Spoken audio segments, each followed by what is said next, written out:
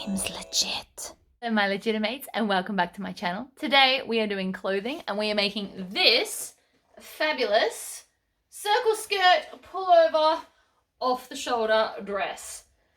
So this is a digital download to which I will put a link in the description. It is a full circle skirt. I have added elastic in my sleeves, so these are 3/4 sleeves, but by doing the elastic I can kind of puff them up and over, making it look a little bit more casual and fabulous. And it is a super quick make. So I hope that you enjoy this video. Alright, let's get started. Now this is a really simple dress, but I am making some changes to it because this is, I like the pattern, but I like the whole idea of a one shoulder thing. So you cut the whole front piece, the whole back piece, and the whole circle piece. So there's only, there is a facing, but because I'm altering it, I don't use the facing. So for me, there's only 3 pieces to this entire pattern, which makes it wonderfully quick. So you actually cut the circle skirt as a complete circle. So all I have to do is join these 2 side bits together. Now I think this pattern is designed for stretchy fabrics, but I can get it on.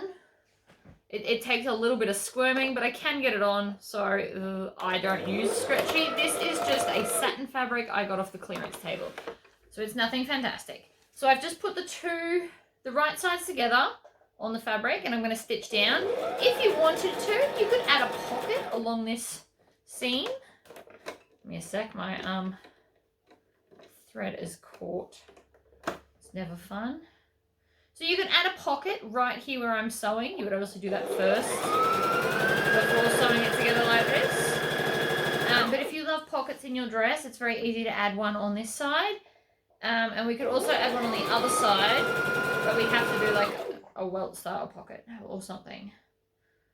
And I might do a video on that because I do want to make a few of these dresses. I love this dress. So for anyone that doesn't know, this is the purple dress that I wore the other day that you all went nuts for. That fabric was the $2 a meter poplin you get from Spotlight, and I bought 3 meters, so it's a $6 dress essentially, and it looks fabulous. So we're going to backstitch at both ends. I like to always start with my needle up, it just makes things easier.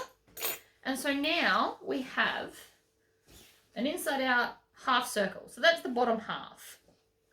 If you made it like 3 or 4 sizes bigger, you could actually just put elastic on the top and wear it just as a skirt, just as like an extra optional pattern.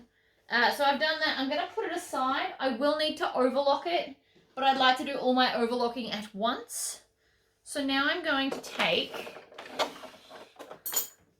my front and my back pieces. So this one is the back, and I can tell because the neck hole is not as deep as the front. So I'm going to lay one right size up, and it doesn't matter which one you grab. And see how the neck hole is deeper on this one? So that will be the front, and that's how you can tell. So we're just going to put them right sides together, lining up the shape, because the shape is almost identical. So it's a bit of a batwing, I guess.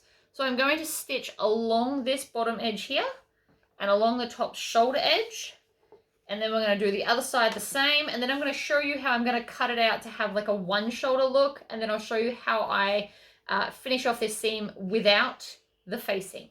Now, if you want a perfectly round neck, you would just do it according to the pattern pieces. So you'll have a facing piece that goes on here.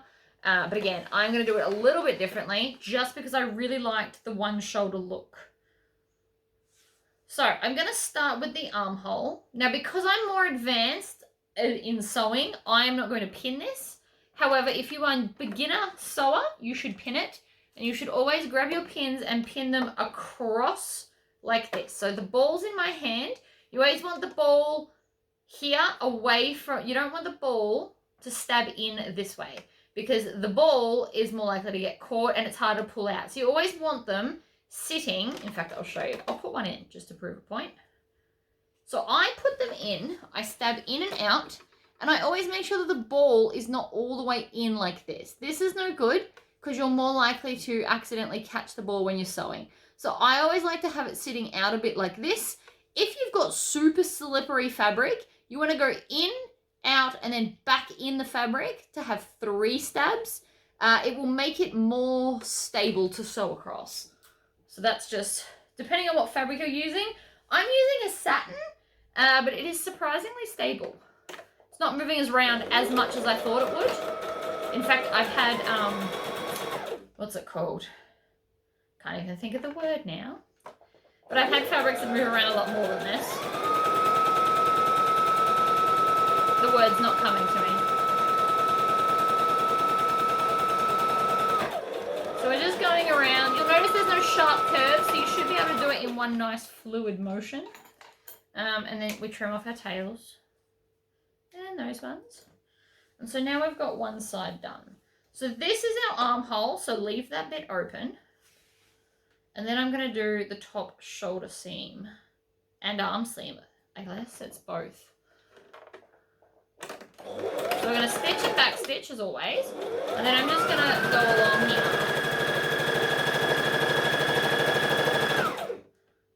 Make sure that the end is lined up. But again, this is not a stretchy fabric, and it's being quite cooperative. And I didn't really expect that from this satin. It's a fabulous colour though. So this is probably going to be like a nighttime dress for me. But you never know. I might just wear it during the day just because I can. Clothes don't get to tell me what to do. That's a big thing for me, actually. All right. So we'll come over. So we've done one half. So you can see it's kind of already taking shape. So that's one sleeve. I cut the 3/4 length sleeve and I will be putting elastic in it so that I can kind of bubble it up. I'll push it up a bit higher so it hangs over and does a bit of a bubble type thing. I like that look. It feels a lot more casual. And that's just what I'm making this dress for. It will be a casual night dress. Or, you know, a loud casual dress. And you'll see that my cutting was not excellent. Won't even lie. It was not excellent cutting. It's a bit jaggedy. But so long as I kind of make sure my lines are straight, it doesn't matter. Like if I was following this edge, I'd be sewing down and then a notch and then down. But I'm just making sure that I kind of smooth it all out so that it's nice.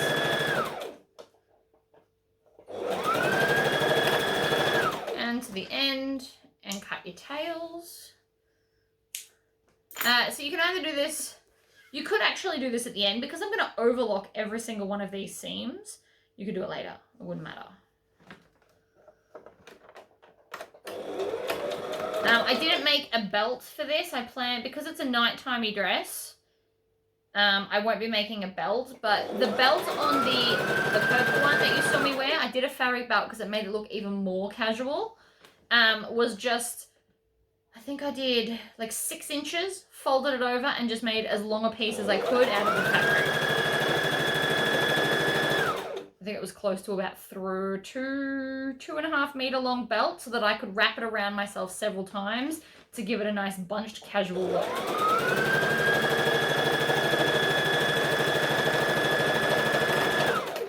Okay, so that's that done.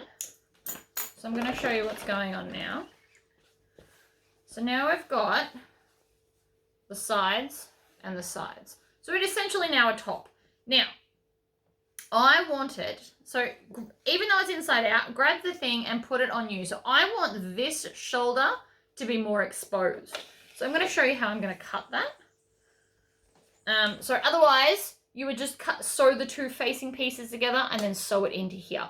But because I'm doing weird stuff, I thought you might want to watch. So I'm going to start, I want to take a fair chunk off because I did this the other time and I took little bits and it wasn't never enough. So I'm going to come to about here. Right, I'm going to cut through my stitching and then I'm going to separate the layers and I'm just going to separate them like this. I'm just actually going to cut them open. So now from here, I just want to make this join up in a big sweeping motion. So we're going to do that with the top layer. We're going to do the top layer first because it'll be easier to deal with.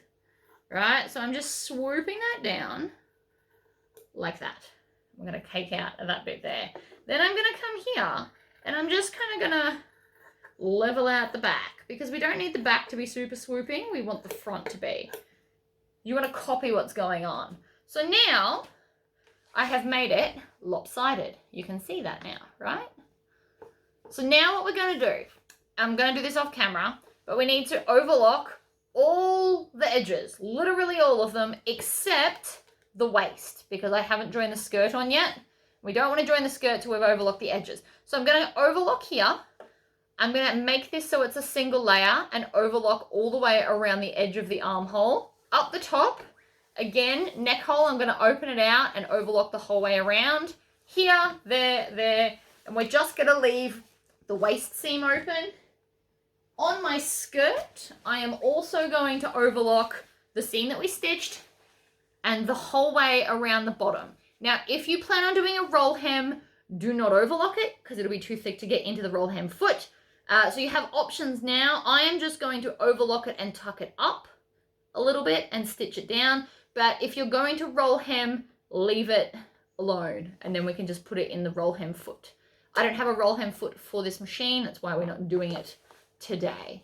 All right, so I'll be right back after I've overlocked everything. All right, guys, so it's all overlocked. I have used white thread. I could have changed it back, but because the backing is white, I left it alone. But I could have done black because of the black outside. So I have overlocked the whole way around the edge of the skirt and everywhere but the waist hole because we obviously need to attach them. So let's, actually before we start attaching things, I'm going to start with the neck. Actually, no, I'm going to start with the hem of the circle skirt because it's here and it's easy and I want to. You can obviously hem it at the end as well. Lots of people hem it at the end, but I feel like it's going to be a bit easy to work with now. So the way I'm going to do it is I'm literally just going to turn it over a little bit and stitch it down. It is a circle, so you might get the occasional kind of little bump depending on how much you upturn it.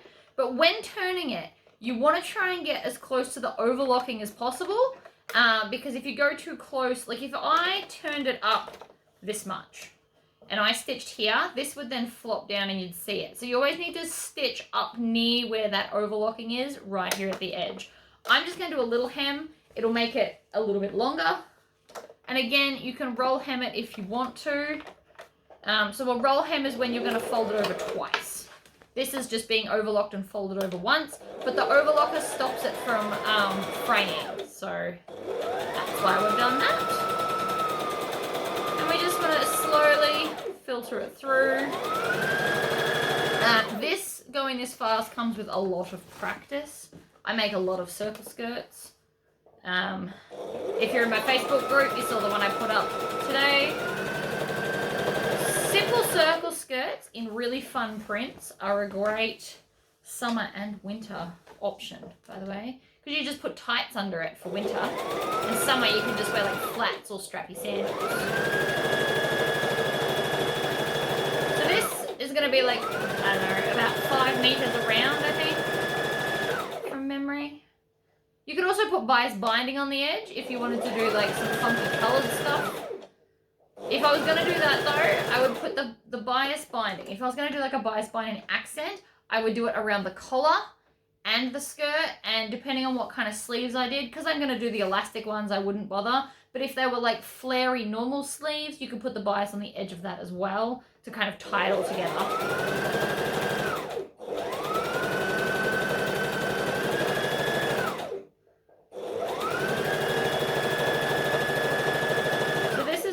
Will take ages. I'm not going to stop the video though, in case I do something and it's a mistake and I can teach you how to fix it. These things do happen. You eventually learn how to hold this hand. So I've got my thumb to kind of, my thumb's tucking under it and my fingers putting over it like this to help it create its own thing. And then I'm holding it loosely under here like this. So I'm holding it like this so that this edge will fold over with my thumb and my finger, and then it will guide through the other two fingers here, and this one just stays up out of the way. It is worth a practice. It works for me every time. This is how I fold up a hem quickly. It does take a little bit of practice though, so don't be disheartened if you don't get it first go. Like I said, I have made a lot of circle skirts. And even then, sometimes I'm going to have to stop and rearrange because I'm not on a normal table. I'm on the end of my green machine table. so I don't have as much space. So my suggestion would be, if you were sewing and you wanted to set up, you need the most space on this side so that this can sit without pulling down, because it will actually pull the fabric and then you might get like stretches and stuff. So that's how you want to do that. If possible. I do cope without it, but I do have to fiddle with things a bit more. So if I had a big flat table here, I would have this laid out and beautiful and open and flat like this, and I wouldn't have to keep stopping to readjust it onto the table. Just something to think about.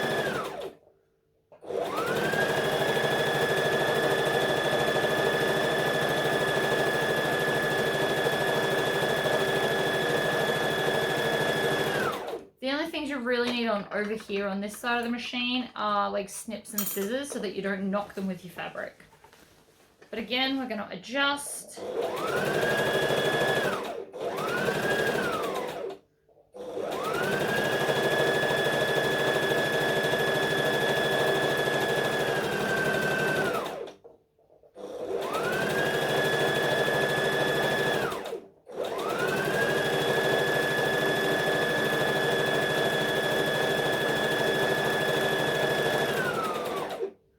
We're nearly back to the start, which is awesome. And then I'm just going to backstitch, as always, and trim off any remaining tails. And so then, when we put this in the right way, our hem is done. And it's beautiful, it's quite minimal, it looks lovely. Also, try not to stretch it because it's a circle skirt. At some point of the circle, you will be sewing on the bias, so try really hard not to tug on it too much. Okay, so let's do our neck hem. So I'm going to turn this out the right way. And so what the idea is now is we're going to do basically the same thing. We're going to tuck down the seam allowance, that little bit, and we're just going to top stitch it down so from the outside we won't see it. If you wanted to make a new facing to be the size of this, by all means go ahead, and then you wouldn't see any stitches on the outside, but I'm not too worried about seeing them, if I'm totally honest. They'll be fine. So I'm going to stitch and back stitch, stop with the needle down, adjust this, and then off we go. Now this one's going to be trickier than the circle skirt because we go down a curve and then up a curve. And sometimes when you go back up, it doesn't want to work out as well as you'd hoped. So this is why I'm going to go much, much slower on this one, as you can already tell. Funnily enough, this one's trickier than the hemming. But it's also easy to do the hemming when it's not attached to the rest of the fabric, which is why I did it now and not later. So we're going to come to this point. We're going to needle down, and then we're going to pivot this so that we can go the other way to do the rest of it. And again, I'm just tacking a little bit down. So from the outside, this is all you see. There is a line of stitching, but I've picked navy blue because it blends in better with this than a black would. Because there's blues and greens and all kinds of stuff, navy will actually blend better, so you're less likely to see the stitches. But the other option to that, obviously, is to go contrasting. I could have done white if I wanted to see my stitching and make it like a feature of the dress. Just another way you can change the same pattern to look amazing. If you're going to buy a pattern, I always recommend making at least 2 things to make it worth it. The time and energy you spend to kind of trace it out, or in this case stick it together because it was an Etsy pattern. The amount of pages it took and the amount of time it took to stick together, definitely worth making at least 2. Obviously that's your call, but it's what I plan on doing. We're coming into that last corner. We're going to pivot, because I started just off the edge so that I could get that edge nice. And so now we have a neckline. I know it doesn't look brilliant, but once it hangs off your shoulder, it's going to be awesome. Now, I would also like to do now and not later the elastic in my arms. Now, I don't think the pattern actually comes with this, but I'm doing it anyway. So I'm taking some 12 mil elastic or 1/2 inch elastic. You could also go thinner. Do I want to go thinner? I don't really need to. And I'm actually just going to wrap it around my arm so that I know what size I need to cut. So you want to have it, you don't want it too loose. I fell for this the other day. I did it too loose and it keeps falling down. So I'm going to go to where my elbow is and basically measure my elbow. And that's the piece I'll be making because we have to overlap it a little bit. And we will need 2 of these because I have 2 arms, obviously. I know that's a stupid thing to say, but it's also true. Now you can use thinner elastic, you could use 1/4 inch elastic. I've just got 1/2 inch and I have a lot of it. As you can see, I have a whole roll, so I may as well use it up. And because you won't see this anyway, because it's wider, it's actually less likely to cut into you. So it might actually be a better idea to use the 1/2 inch than a 1/4 inch. So what I'm going to do is I'm going to run my fingers along it to make sure it's flat, come and overlap it about 1/4 inch over each other. And that's an approximate. And then I'm going to put it in vertical and we're going to stitch back and forth to lock those 2 pieces together. Now this can be as messy as you want. Nobody's going to see it unless they pull apart the dress. So I'm going to go back and forth and I'm just kind of go everywhere. And now I'm going to show you how messy I made that. And I did it deliberately messy to prove that it doesn't matter. Normally I'd do it a little bit straighter than that. But kind of looks like a tree. I did not do that deliberately. I just tried to make it messy and it turned out like a tree. Never mind. Now I'm nearly out of bobbin thread. So what I'm going to do is I'm going to sew this. Then I'm going to change bobbins. Well, I'm going to wind a new one. Because I don't want to run out of bobbin while I'm top stitching. Because that would suck. Alright, this one's even messier. This one does not look like a tree. But I am still cutting off the tails so that they don't get in the way. So the idea is you should be able to pull on that with all your might and it doesn't come undone. That's how much stitching you should have. There's no official amount. I don't think I even went back and forth the same amount of times.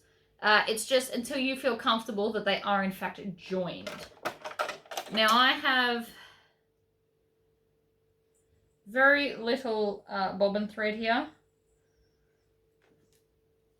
So I'm going to take it off and I'm going to wind a new one. You don't need to watch me wind this. So I will come back so we can do the arms. Bobbin is done and I have rewound my sewing machine.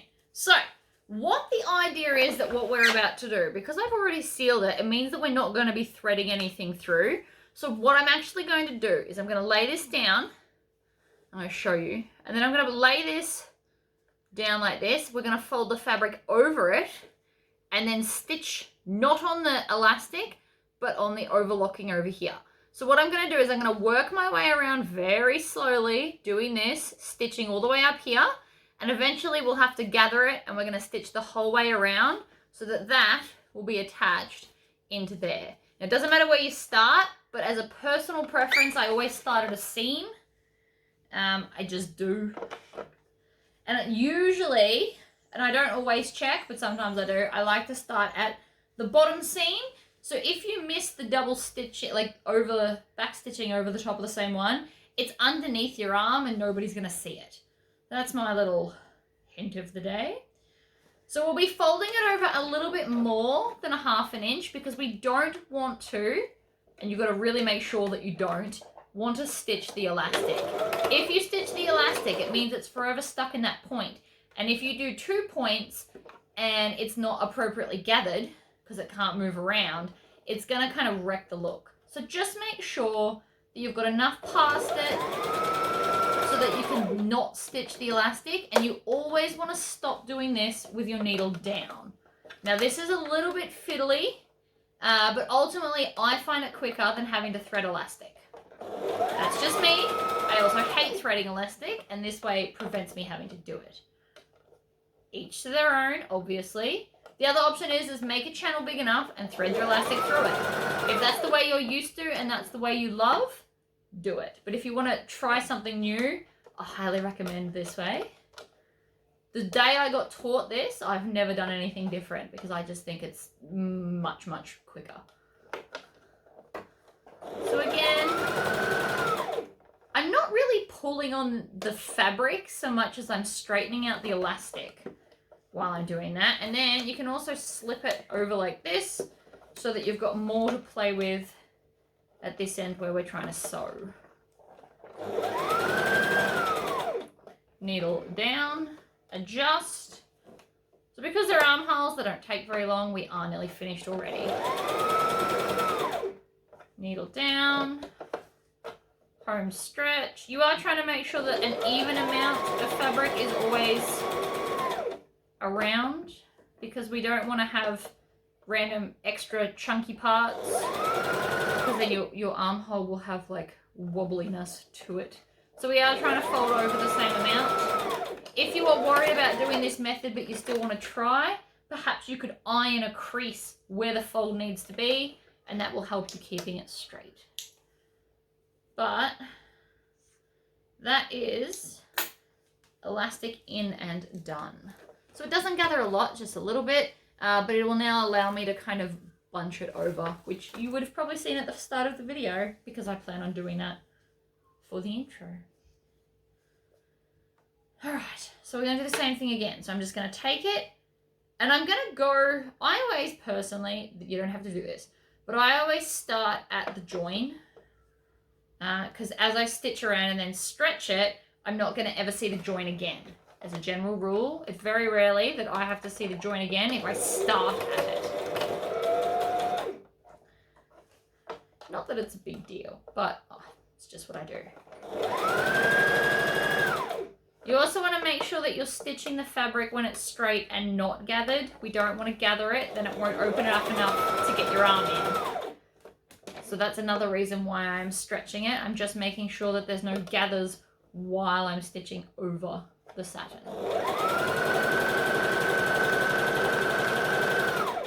Needle down, next bit.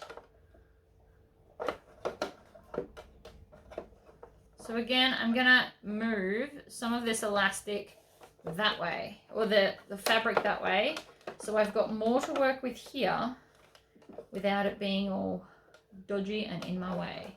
Keep it flat, stitch, needle down. Again, another bit. Now, it would be quite easy to pull this and stitch that there, but it's going to have that problem of too much fabric. So make sure you check. But this really is a quick, if you find out in the morning you've got date night and you've got nothing glorious to wear, I would highly recommend making one of these. They are pretty quick. I don't know how long this video has gone for because we've had to start and stop, but it hasn't been that long. If you are an intermediate sewer, you could, if you've already got the pattern printed, obviously, you could physically sew this in under an hour. So if you had all day, problem solved. All right, my elastic is in. The reason I've done everything in the order that I have is because once I attach the circle skirt is quite a lot of weight.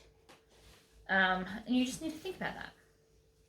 So, I've got the circle skirt inside out, and I've got the top right sides together. Now there's only one seam, so you've got three options. You can have it on your left, your right, or you can put it in the center at the back. I plan on putting it at a side, and I tend to not care what side. If you've put a pocket in, I suggest you put it on your dominant hand side. So if I had put a pocket in, I would put the join on the right hand side so that I could constantly put my hand in my pocket. Another thing to think about. Now this will deliberately be too big for you because we're going to try and slip it over our head. So don't stress about any of that. And this is where I'm actually going to do some pins. So with this right sides out, I'm going to put it inside the circle skirt. And then I'm going to grab my one and only seam on the skirt and pick a seam and join them together. Now, as you can see, the satin is starting to fray and carry on. It will do that. Let's grab some pins. This is one of those few times when I'm actually going to pin things because I don't want to cut it so it's wrong, basically. So that to that. there. So I'm doing opposite sides to opposite sides. And then that fits into there. So that's why we start with the two opposite sides. And then we're just going to start pinning along. Now I don't want them too close to each other because then I have to deal with them a lot more. But the reason I want to pin it is because if for any reason it doesn't all match up, you want to be able to make the bigger part fit within the smaller part. So see how it's like a smidgeny bit too big? Just means you might have what is looking like a gather. It also could just be because of like the biasness of it all, because of the circle skirt. Not a lot of extra. I'm not worried about it. I don't plan on doing anything about it except sewing it on. If you were worried, if you had a lot of extra skirt, you could re-sew that seam. So you would start at the opposite point from the seam and pin it towards there and then change the seam so it fits if you were so inclined. I am very clearly not. It will still look fabulous. You've also got to remember that this is slightly baggy, like a little bit. So once you put a belt, a waist belt on, it's already going to gather anyway. So you won't notice. It'll be totally fine. I'm not worried. I'm just pinning them so that all my excess doesn't end up in one spot and I have like this one big side welt part, because that would not look nice. You want to distribute the bulk of the fabric throughout the whole half of the skirt, if that makes sense. You don't want all this random gathering on one edge, which is why we pin it.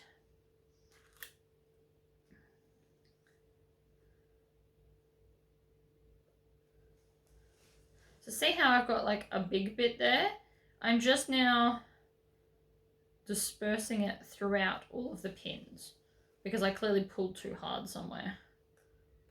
One. Grab some more pins. And now it's all kind of mushed in. And you don't really notice it. So I've got pins all the way around. I always try and put my tails to the back. Stops birds' nests, theoretically. Not always. What actually stops bird nests is holding it when you start sewing, but we can't all be winners. So, again, with that, you should have a big table for a big skirt dress like this, but we don't, so I will have to deal. So I'm going to start at the side seam, where I always start. And I'm going to stitch and back stitch. I should also mention I am on a size 2.5 stitch length, which is what I normally use for normal joining sewing. Now this is going to potentially be a bit tricky, especially right here. I was about to have a giant tuck, which we don't want. Because it's a circle skirt, these things happen. Now, if you want to, and obviously I am, you can pull your pins out as you go. It kind of helps to define where you're headed. Needle down. Pins out. It also stops me from stabbing my hand when I readjust the skirt, which is another very good reason why I do it. Now, if you don't have an overlocker, don't fret. You can just do a zigzag on the edge, or if you read your instruction manual, most machines these days, even base ones, come with an overlocking thread. So you can just use that. It just takes longer than an overlocker. That's all.